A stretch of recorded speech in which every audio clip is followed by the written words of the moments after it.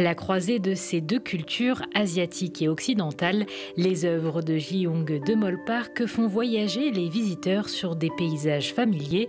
Artiste coréenne installée en France depuis 20 ans, cela fait 10 ans qu'elle se perfectionne à l'art du paysage au lavis, une technique picturale qui consiste à n'utiliser qu'une seule couleur qui sera ensuite diluée pour obtenir plusieurs intensités de couleurs.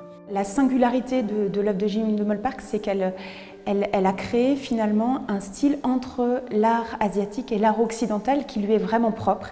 Et elle a une technique absolument remarquable. Elle travaille à l'encre, à l'aquarelle. Elle utilise les lavis dans une gamme extrêmement subtile. Et elle travaille au calame, par exemple, ce bambou taillé avec lequel elle trace finalement un peu de manière calligraphique les sommets.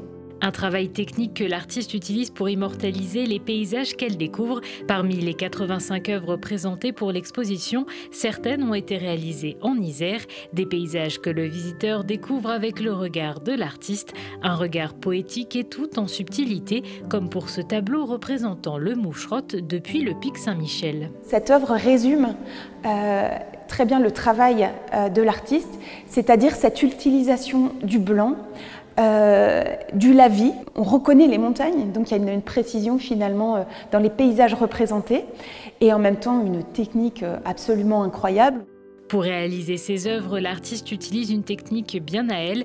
Elle arpente les massifs avec des rouleaux ou des leporello, des carnets en accordéon pour retransmettre au mieux les panoramas qu'elle rencontre. Derrière nous, on a à la fois ces rouleaux qui montre ce travail préparatoire qu'elle a fait sur le terrain, avec ses encres, son bambou taillé, ses aquarelles. Et puis ensuite, quand elle rentre chez elle, elle travaille en atelier et elle produit des œuvres plus abouties, plus finement exécutées.